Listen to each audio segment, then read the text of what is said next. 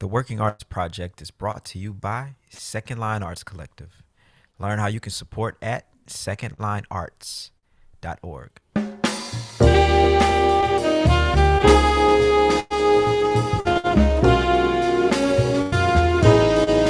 We're creating a platform for those who are curious, one that tells the story from the artist's perspective.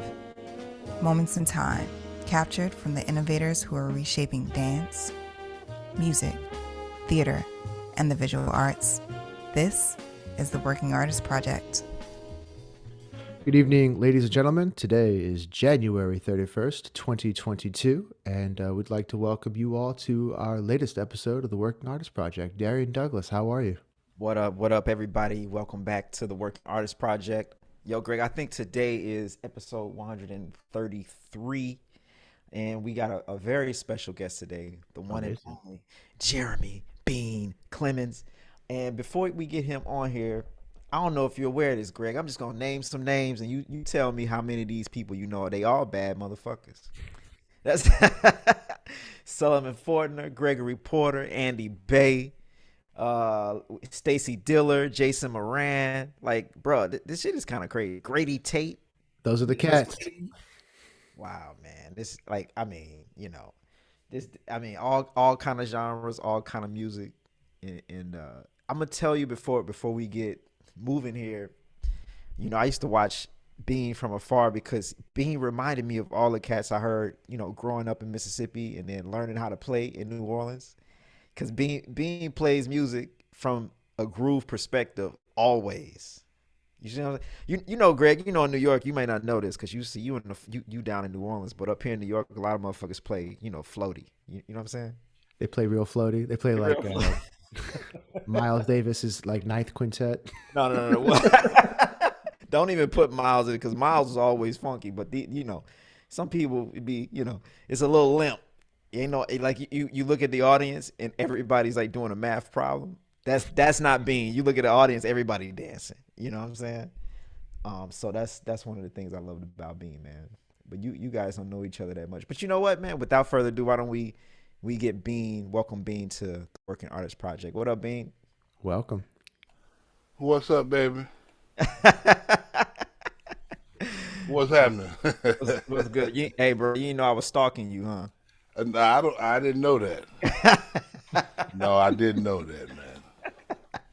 Yeah, bro, I was in the back, you know, taking notes, man, get my lesson. You know Uh-oh, taking notes of what not to do. Yeah, before we got on, we was kind of talking about how you came up in the drum and bugle situation. And one interesting thing I read in your bio is that your grandmother actually, so she was a drummer. No. So you know how she was the director of the drum corps.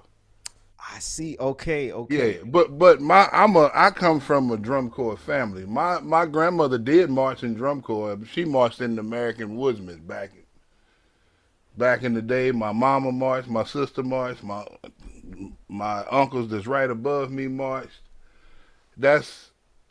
It was you know, because growing up in St. Louis, drum corps was a thing, Oh yeah. especially black drum corps. That was a thing. And then you know, I ain't have no intentions of really being a musician or a drummer. That's not. I'm still a nerdy math dude in a way, not as much anymore. But I didn't grow up saying, "Oh, I'm gonna be a drummer." Playing drums and being in the drum corps was just it was just part of what we did. That's part of the family. You coming through that, you know. My sister played trumpet. My mama played trumpet. That was, or in drum corps it's called soprano. But that's what you did. That was part of being a Clemons. Hey, You know, I feel real ignorant right now, but can you tell me exactly what is drum corps? drum corps is like used to be old. The lines are blurred a little bit now, but drum corps used to be like a magnified marching band. There were no wood. There's no woodwinds. All the bugles used to be in the key of G. So you have brass and percussion and color guard. Now, fast forward from when my granny marched in the Woodsman. Ooh, got to be in this. Let me get this right. maybe like 61, 59, 61, 60, somewhere in there. And it was that bugles, color guard, and percussion. But fast forward to 2022, now they have electronics and they use instruments in the key of B flat. Some drum corps use trombones. That's like blasphemy in my mind. But because that's not what you grew up doing. But things evolve and it does what it. But I grew up in that tradition of drum and bugle corps. That's how I learned how to play the drums. Right. You Man, know. it's funny because I'm from Mississippi, so the first band I ever saw, marching band was the Sonic Boom of the South, the best band, the best swag band, period you ever heard. You know what I'm saying? Oh well, my mama went to Valley. Oh really? Yeah. Oh, okay, cool. Yeah. So you kind of steeped in the tradition too. So yeah, I know more about it now than I knew then. Okay. She always used to tell me how big the band used to be. She's like, it was about 300 or something. I'm like, God. Used to tell me about the trenches in the field. She said in Valley because they marched 8 to 5, and if you wasn't marching 8 to 5, you would step in the hole in the field. Bruh. Because like you said, it's cultural. So like marching is kind of like a religion. You know what I'm saying? Oh yeah, it's church in a way. Yeah, it's church. Exactly. It's the same. It's all that's the same thing. Is there a difference between this and like marching band, or what? How does that work out? I mean, it's essentially kind of the same, but you talking about it's just a lot more serious, and it's not tied to a school. Most marching bands are tied to schools. Drum corps, it'd be people from all different schools. Some of them, it'd be a group of them coming from this school, a group come from, or you by yourself. It's just it's like it's like the best of the best. Usually, sometime go to drum corps. And like we were talking earlier, you were dealing with Phantom Regiment, and that's literally like the best of the best. Like you can't be no slouch and be in that group. You know what I'm saying? Oh yeah, I mean, yeah, I grew a lot as a timpani player, really, because I played, like I was telling you, I played timpani in Phantom Regiment. So because I'm a timpani player, I can't play no drums, but I grew a lot. I grew a lot being around, because when my first year in regiment was the summer of oh God, I'm dating 93. It was the summer of my junior year, which was the summer of 1996. So I was like 17. Okay. But I was one of the younger people in regiment. But mind you, I've been in drum corps since I was 5. Right. I started marching when I was 5. I started as the mascot, and I started playing cymbals. By the time I was 7, I was playing rudimental bass drum. And I played bass drum all up until the time I stopped marching I didn't march in the summer of 95. I was deep in the timpani. I was playing with orchestras, wanted to do this. I was supposed to go to Europe with an orchestra, and that fell through. This was the summer of 96. Right before, no, this was actually the summer of 96, because my first day of regiment, they had been in camp. My first day of regiment was, I went up there maybe the beginning of June. Mm-hmm. I played, learned half of the music in like one day, a whole show's worth of music. Next time I came back, it was after school they got out. I was still in high school. Most of them are in college. In drum corps, a lot of them, a bulk of them are in college. So they had been out of school. I'm still in school. I'm going to junior prom. I'm trying, you know what I mean? Right, so It's like after school got out, I went right to regiment. But I didn't plan to go to regiment. They were filling a hole. My timpani teacher, Melissa, what's Melissa's last name? Walker, I think. She used to play timpani with regiment, but she was my timpani teacher. So she found out they needed to fill a hole in the pit, and she asked me did I want to do it. And the first time I said no, because I was supposed to go to Europe, and with the orchestra, and when that fell through, I called her back and I said, "Is that spot still open?" She said, "Yeah." Okay. So I went up there one day, just kind of subtly auditioned. I was gone for another 2-3 weeks. I came back. We had a day before the first. What did he call? What do we call this? It's like a dress rehearsal almost. I had to learn the whole show basically in one day.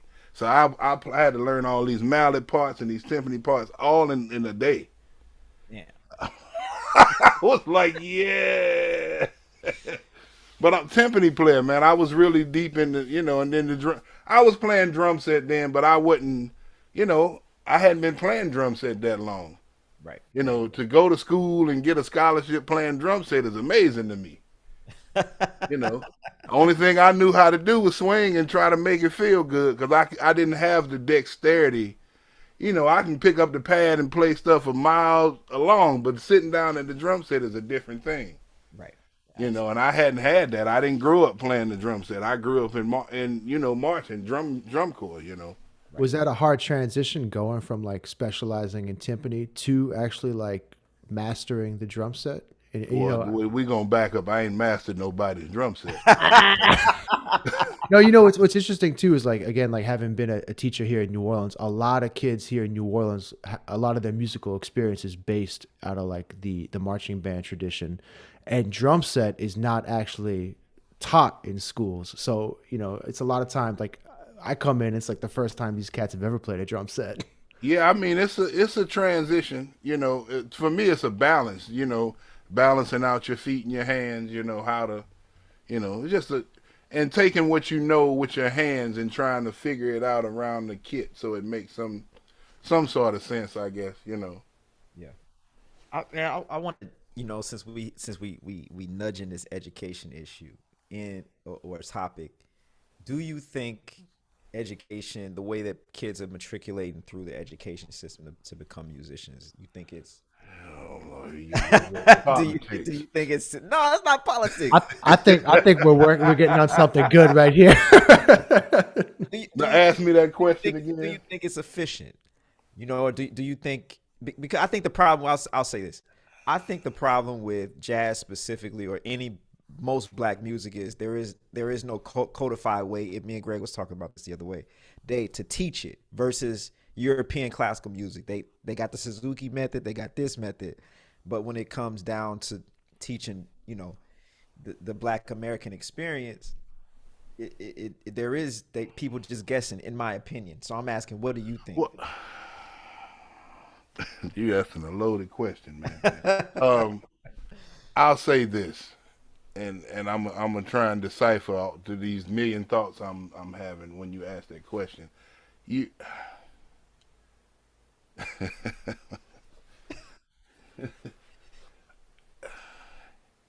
Anything Western is black. When you talk about music, I don't know what else. Anything Western was created. You talk popular Western. What we talk about, this popular music. Mm-hmm. All of that was created from the sounds them cats was hearing. You know what I mean? They grab, first of all, they talk about language. It ain't just a daggone language. It's the sounds they were hearing. They ain't never heard these sounds. The air blow different on this side of the earth. Now, I'm being very serious. Yeah. And you know that because when you travel, you understand what I'm saying? When you travel and you're in different countries, the air blows different. So it ain't just the words they were hearing. First of all, they didn't know what they was talking about. Then they hearing this music and it's like, what's that? What are these sounds? So you hearing these sounds.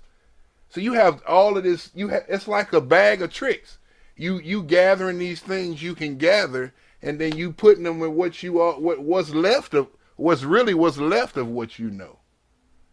And then popular music,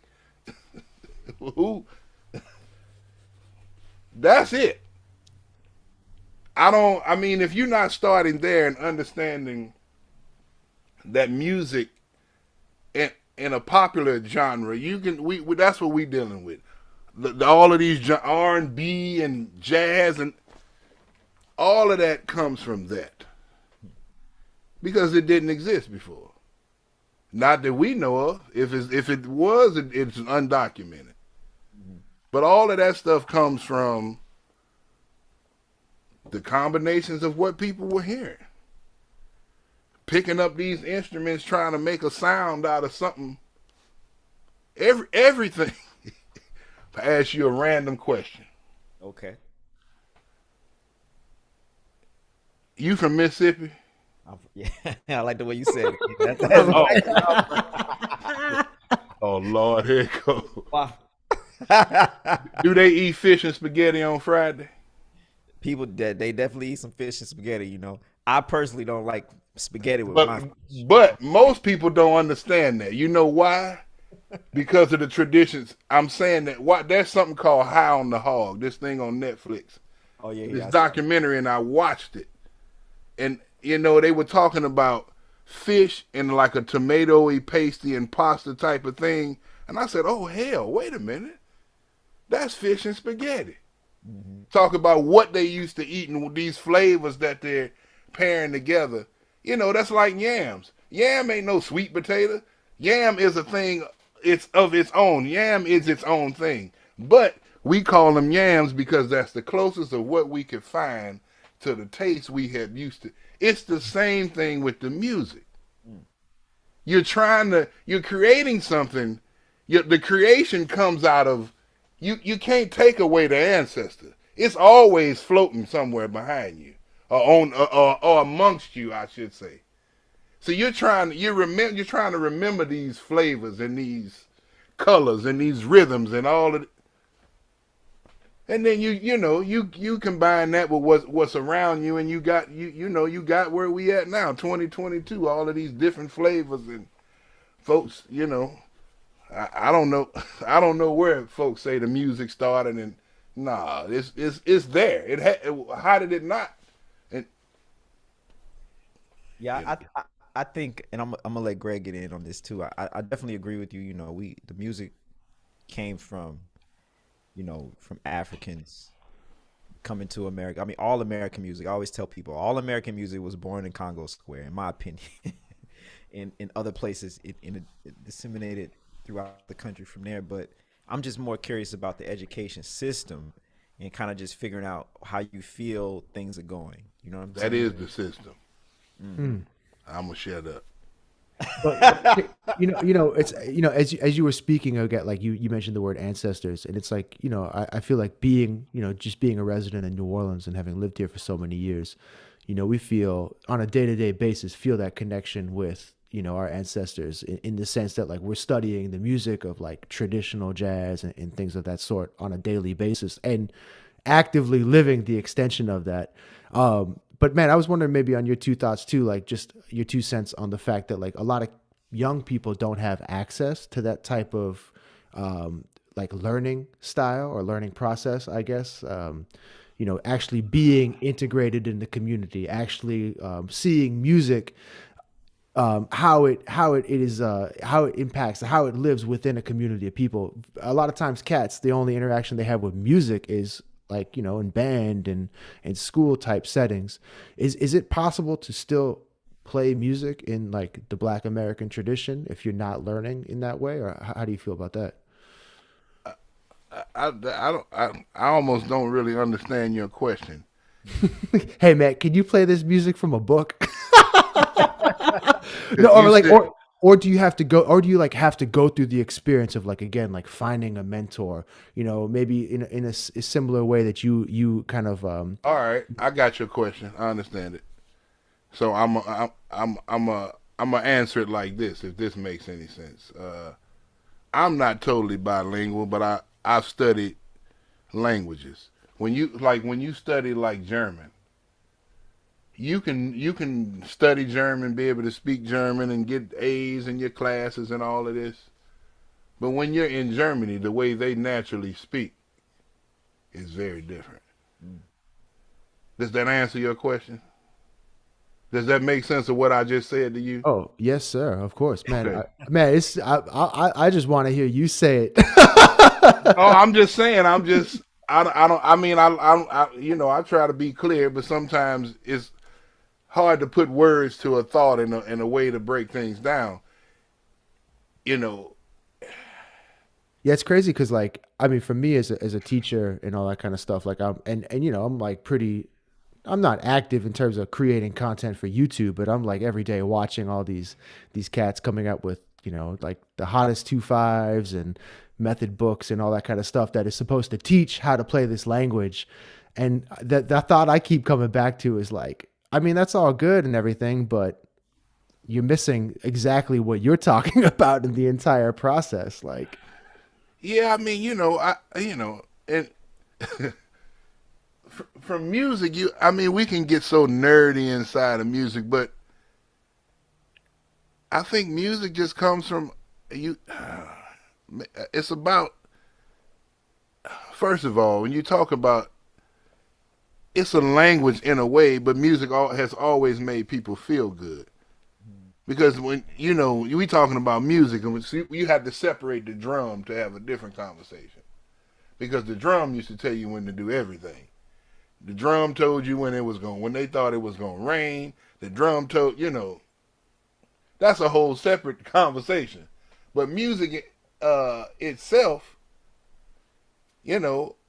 has all, for me, or what I know, is always supposed to be a thing to make people feel a certain way.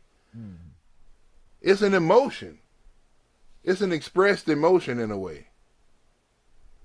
And when he talking about the education system, I don't feel like music is taught from that standpoint. It's especially now because of the politics. Trust me, I know from some personal experiences I had to deal with maybe about 3 years ago. It's politics.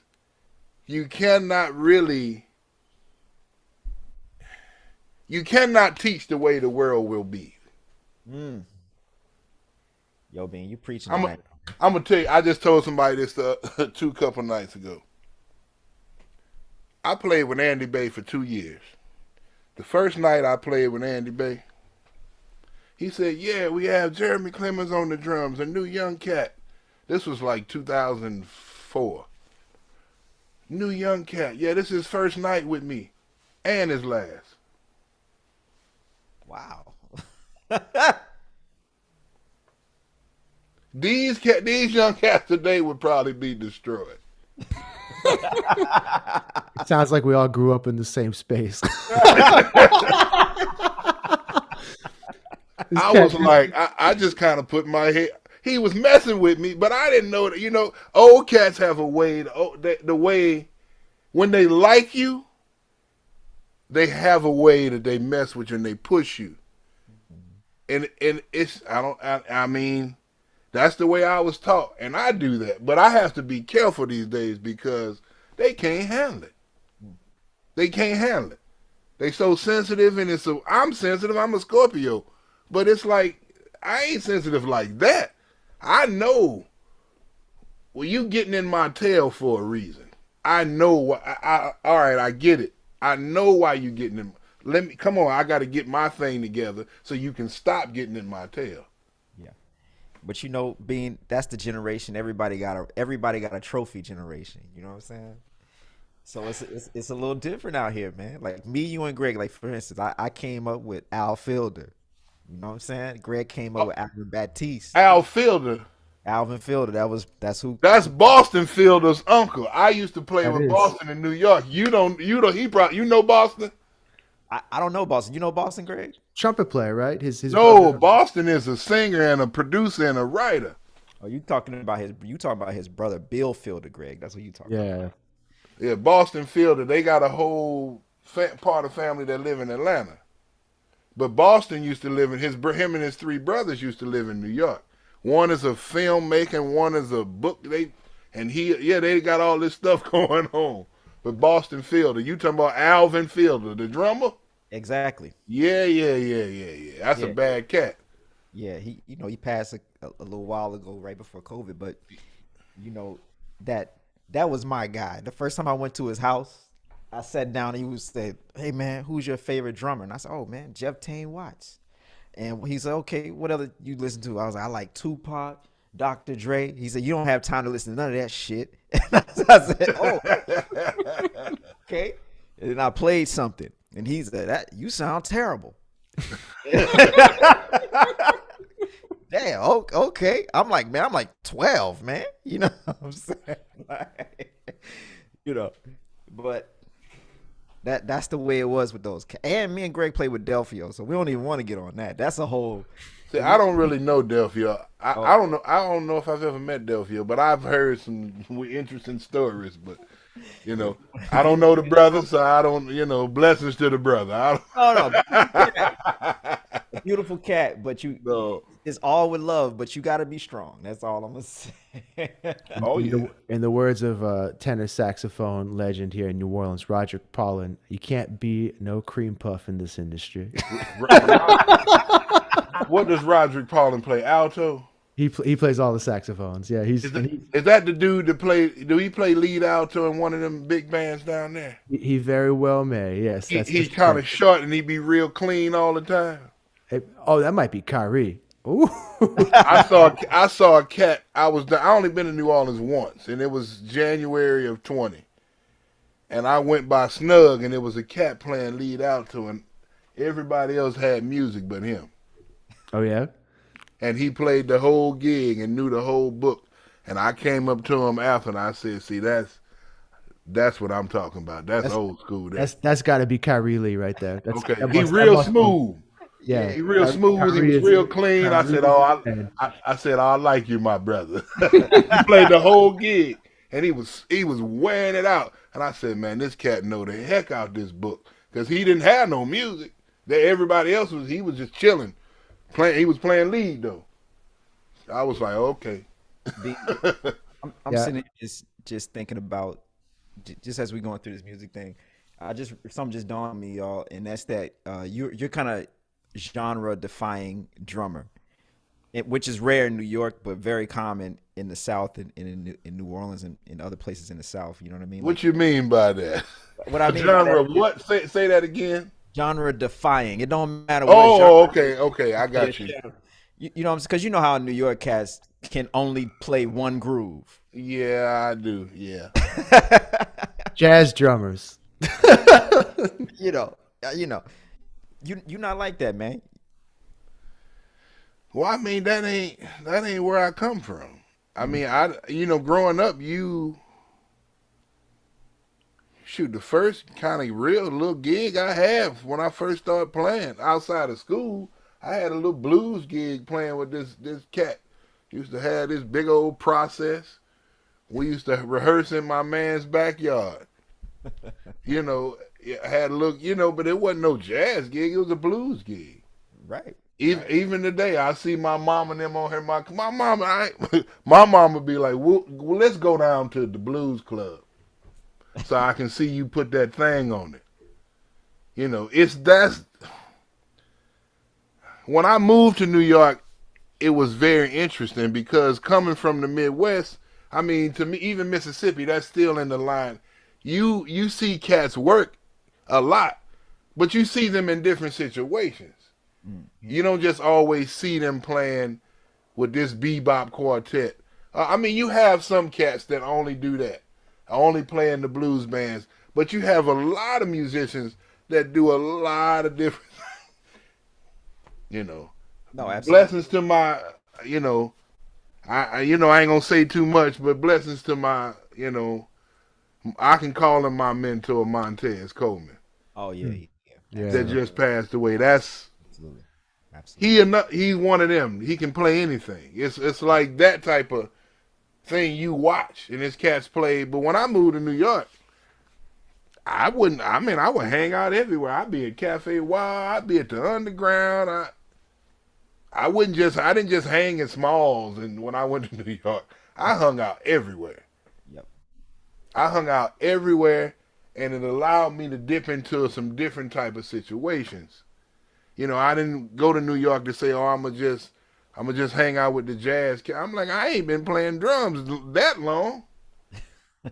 Even moving to New York, I started playing the drums like 94. I moved to New York in 2003. Think about that. Mm. I hadn't even been playing the drum set physically, like in music. I'm like, man, I feel like I'm still getting it together.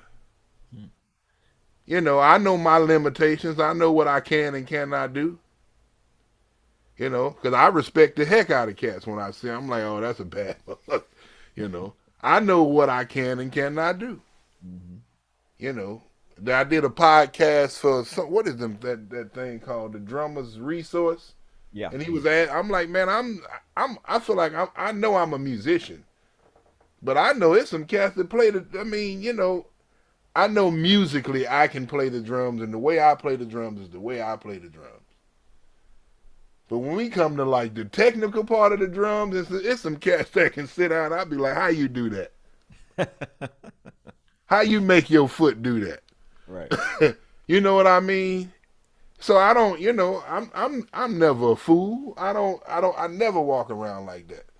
There's no greatest or nothing. You be blessed that, you know, I always hear people say, you know, you blessed with a gift. No, you ain't blessed with a certain type of gift. The gift is your mind. Mm.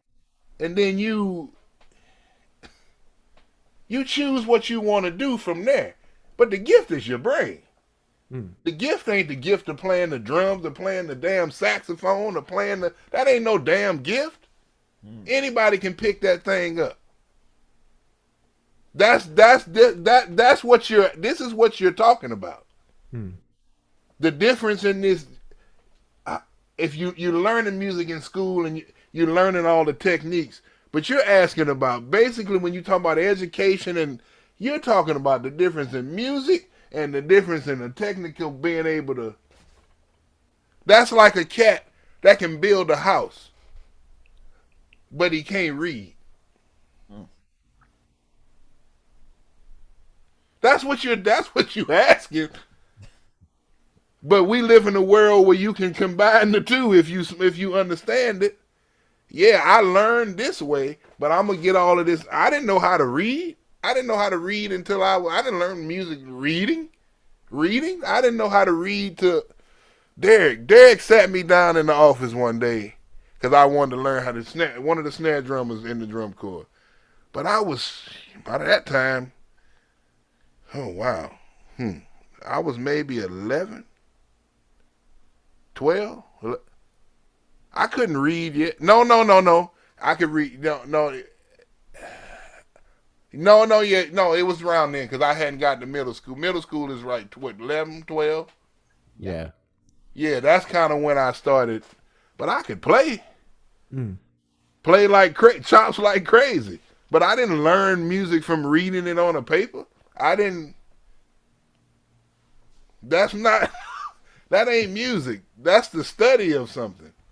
Yeah, I feel like a lot of times we forget that, you know, if you just hold up a piece of paper with a bunch of notes on it, like, it's like, is that the music? Like, does the music exist originally on this piece of paper with some notes on it? Or does the music just exist and this is a way for us to at least communicate what that may sound like in some way?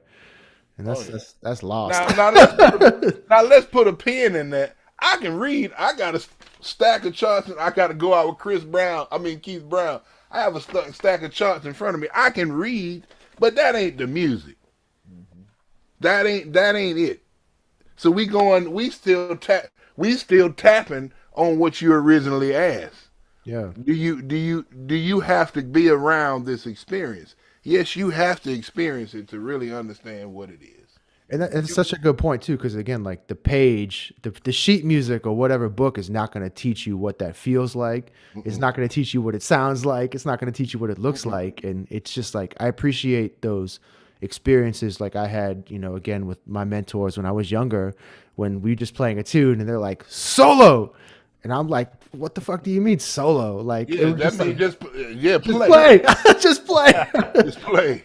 And then it's like a couple years later, then you start dealing with maybe the theory and like actually like what you're playing. But yeah, just getting in touch with that core. Lead with your ears. What is it that I hear? You know, what is it that I'm hearing? You know, Am I naturally hearing this? If this is it, then what? I didn't glance at something. Somebody, what my Clemens let the church say, "Hey man, all they in the comments." Oh yeah, yeah. You got a fan club. You got a fan club rooting you on right now. The Oh comments Lord. is blowing up for everybody listening to the podcast later on. The comments is blowing up. You have to find it on YouTube if you want to get in on what's happening. Hey, we should listen to some music, man, because I really Okay, let's enjoy listen to some listening to the music. track. Oh Lord. Thank you, Greg. Yo, so everybody check this out. This one I'm is turning called. my video off while y'all listen to music. Now you're gonna make me shy. I don't think you got a shy bone in your body, bro. That ain't true. But dig this next tune, y'all. It's called Junkie. Here we go.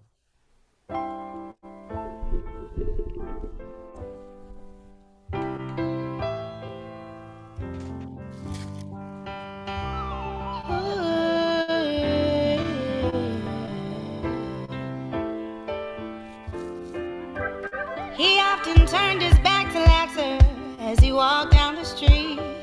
Mouths often whispered, eyes were sure to peek.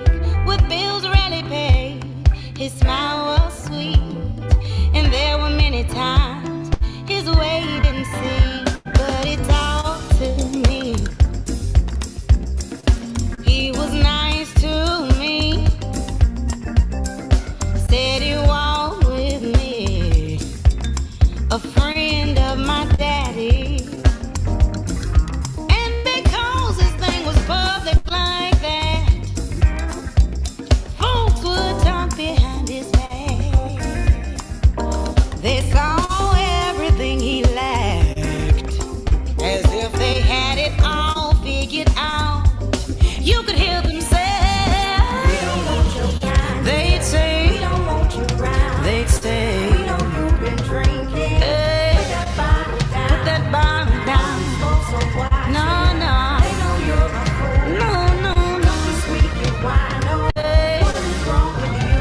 She had her children as a young girl, did the very best she could. Dropped out to make a living, just as anyone would.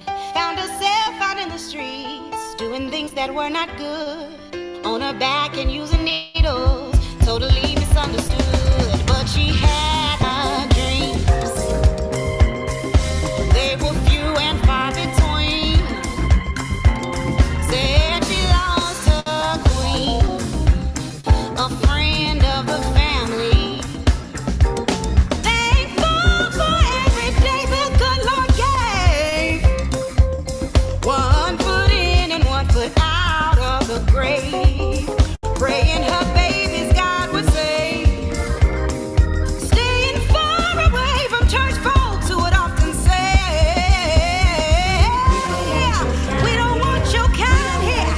We don't want your own. We know you've been drinking." Hey man, we can't let them. We can't give them the whole track, man. They got to go out there and buy that record, man. These folks out here, they trying to get it for free, man. Oh man, you crazy, man. Yo, so tell us about that track. I think that's Mavis on there. Am I Oh, of course, that's my partner in crime, man. We've been making music together since maybe when I meet Mavis, 07. We put out her first record in 09. But that's from a record, a soul understated record we have together called what's the name of this record? It's in front of me. Songs in the Key of Grease. Okay. Oh, man, I love that. I love that. Well, I mean, that's it. What key is in Greece? you know, it's just that thing. But that's our band, and we've been me and Mavis been at this thing with Soul Understated for a long time now, over a decade. Wow. We quietly are working on another record. I don't know if anybody has counted us out the game. But that last record that's on Shawnee and the record label Shawnee. Yeah. The same record label was Mesa and what's the woman name? Her and D'Angelo used to Angie Stone and Yeah. Wow. Okay. yeah, but we quietly working. Selfless plug for the folks in North Carolina. We got a date on February 25th. It just came through. We playing in some club in Durham, North Carolina, called 919 on February 25th. Shameless plug. Hey, no shame at all, y'all. Make sure y'all go. If it's anything like what we just heard, make sure you and your cousin and them up in there. Yeah, but that's that's. But all right, so let me trip the jazzers out of New York. That's Mark Carey on keys on Rhodes. That's John Thomas on organ. Okay. Who's playing? That's Parker McAllister on bass, and that's Shelton Garner on guitar. See, Damn. And that's Brevin playing percussion on there. Okay, Yeah, yeah. yeah. My man, Brevin. All right, yeah, bro, that's dope, man. Do you guys work as a band, or like do you end up like kind of like getting sidemen kind of? No, I mean I have a working. I mean we've developed a working unit now. Being in New York for so long, I have you had that working unit, but we've kind of developed a working unit in this area. So. So man, we're like deep into this pandemic. So I was wondering, we don't have to get into the politics of the pandemic, but I was just wondering if you could comment on again, like how your life has changed over the last year and kind of moving forward, how that has informed the future for you. Well, the biggest thing is it's made me want to invest in a lot more seriously, because during that time and it's like I'm like a sub, like I sub with a lot of different people, so all of that stopped, because I still I'm an engineer also. I have a studio. Me and Brevin have a studio called Break Alive Studios here in Durham. But, as far as touring, it stopped. It was like, whoa. And the only thing I can say is have your paperwork together and work on your credit. Because that's what saved me. Is the fact that I try hard to, work and make sure my personal paperwork is together so I can apply for certain things and do this and do that. That's the only thing that saved me, and that's the honest to God truth. And specifically, what are you referencing when you talk about like personal paperwork? Just dealing with taxes and all of that, making sure you have all of that type of stuff. Don't evade it. I know as musicians we try to run from it. But no, just deal with it and make sure you got it somewhere in order so you can apply for grants, so you can apply for this and your SBA and your PP and all these different things. You can apply for those things as a musician. You are a business within yourself, but you got to make sure your stuff is in order, Yep. And that helped me a lot, Yeah, I remember when but as work stopped. I'm thankful for that I do have another source of income, because I do a lot of editing and mixing of records and putting out projects. So that's a lot of my life actually, especially since the pandemic. I was doing it before New York. Before I kind of moved down here as a bass, and I was still doing it in New York. But now I do before I got here. I was working on a personal project. This group we have with Stacy and Ryan Berg, and we putting out another project, so we were getting some organ overdubs done. But that's a lot of what I do. I spend a lot of time in the studio. As being an engineer, I do a lot of editing and mixing of projects. FYI, if everybody's listening, that's what I do. Send them. Send them. You can, if you just make sure they're recorded well, consolidate your session and send it on.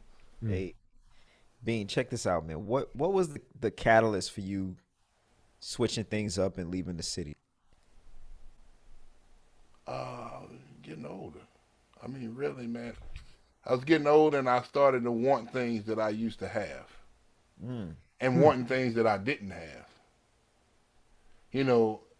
It's so fun. I was just having this conversation with a cat earlier today because he's trying to make a transition. Yeah. And to somewhere else, a bigger city. And I was like, for me,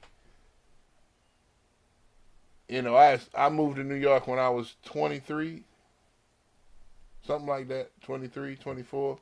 Mhm. And I lived in New York for 14 and a half years. Wow. And it's like, I'm thankful of everything I got from New York, the things I learned, the things I messed up, because that's learning too. Mm-hmm. The people I played with, all these connections. But the thing happened. I was living in a house for 9 years in Brooklyn, deep Brooklyn. Yeah. The people that owned the house, the husband and wife, it was just he was from Jamaica, she was from Trinidad. I guess they'd been married a long time. And it seemed like they were kind of splitting up, and they wanted to sell the assets. So it came, she was like, I think we're going to sell the house. And we had about 3 or 4 months or something like that. Mind you, in New York, we lived in that house almost 10 years on a 1-year lease. Wow. That's unheard of. That is unheard of. So that's a blessing. So I couldn't feel no type of way. Rent never went up. Wow. I couldn't feel no type of way. I mean, not went up astronomically. They might have made little things here and there. Right. But I'm talking, how New York can be. Yes. And I was like, on a 1-year lease, we were there almost 10 years. That's crazy. I'm like, all right. I said, well, okay, I understand what it is. I looked at one apartment in New York. It was a 4-bedroom railroad raggedy apartment, and it was $2,900. I said, yeah, I'm out. I said, I don't really have nothing to prove. And I said, man, I had been in the inside, I had been wanting out for a minute. I'm like, I want some other stuff again. Mm-hmm. I hadn't had a car just because living in New York. I didn't want, I don't want to deal with that. Mm-hmm. But I'm like, and I'm tired of having a roommate. Oh, yeah. Living in New York, if you're going to live somewhere halfway decent, and you ain't a millionaire, you at least got one roommate. Yep. In my mind, because of the space you talking about a 3-level, 5-bedroom, 2-bathroom, 2-kitchen house. I mean, I could have did it, I guess, by myself, but y'all have saw me down there on Smalls at the corner where the CVS is all night. Said, man, y'all seen Bean? He was out on that corner all night. I'm sorry. Oh, man. I'll behave. But you understand what I'm saying. Absolutely. Having lived in New York for all those years, man, do you feel like there was I'm sure there's many lessons, but do you feel like there was one central theme or experience or lesson that you learned from your time in the city? Don't let them bleed you. Oh. Don't ever lose who you are. Don't ever forget who the hell you are. I saw a lot. If there's one thing I know, I saw a lot of cats come and go. I saw a lot of cats lose themselves. Don't let New York, because New York can, New York is something else now. So I've been good. I ain't cussed the whole time. But I was just about to say. You can cuss. Go ahead. No. See, my mama watching. See. Oh, okay. All right. But no, man. Don't let them bleed you. Don't let them. Don't let them take away who you are. And don't let nobody take away who you are. I'm so glad I didn't come to New York as an 18-year-old and go to college there. And by the time I came to New York as a man, I was generally wanting, I kind of knew in a way who I was in a way. It wasn't like I'm 18 trying to figure out, no. Because I almost left, and I was like, man, I don't know if this is what I thought it was. Yeah, absolutely. But I stuck it out. I stuck the grind out. that's definitely something that I respect for a lot of cats who live in New York. The ones who haven't been bled out, I definitely feel like a lot of the cats are very have strong personalities. Are very they don't let bullshit waste their time. And I feel like after 10, 15 years in a city like that, you really have to get in touch with who you are and not let anything deter you from that. And so that is a very, very, very invaluable, important lesson. Oh yeah, because you grow. I mean, you grow as a man or as a human.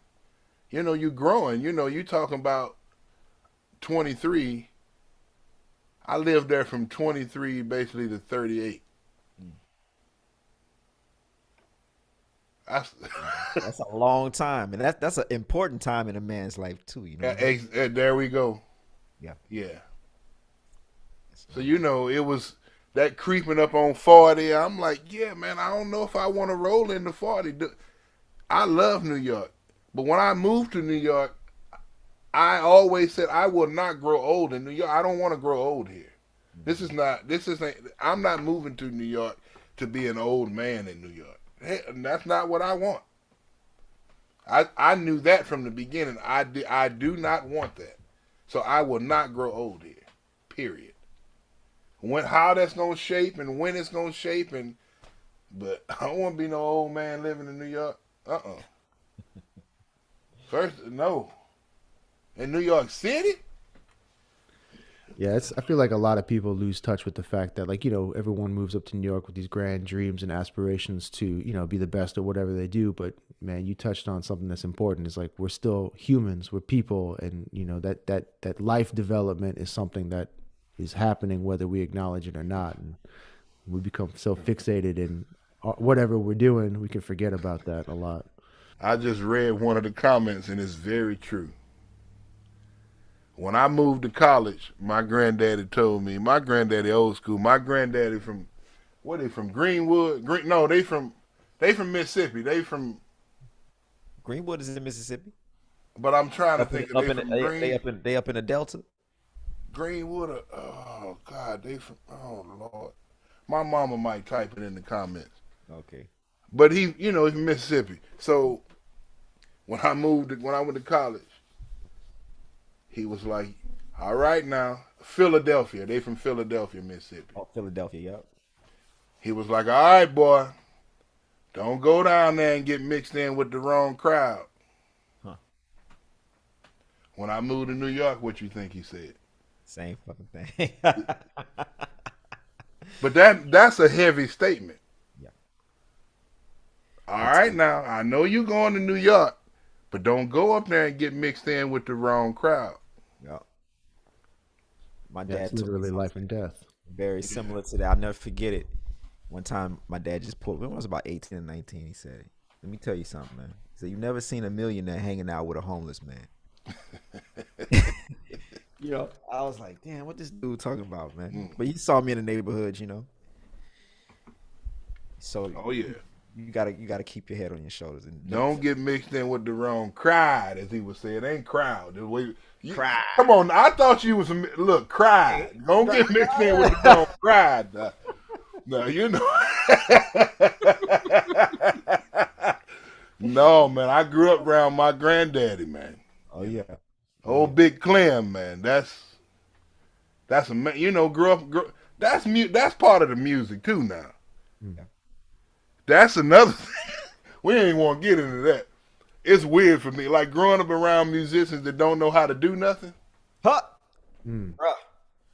All they know how to do is play an instrument. Come on, dog. I mean, I'm like, man, you don't know how to paint a house or work on a car. Bean, don't get me started. I'm like, you don't know how to do nothing. I'm like, being a musician is just a part of who you. I'm not a musician. I am me. Doing that is just a part of who I am. Right. But I'm like, that was dumbfounding to me. I'm like, you don't know how to change your oil? What?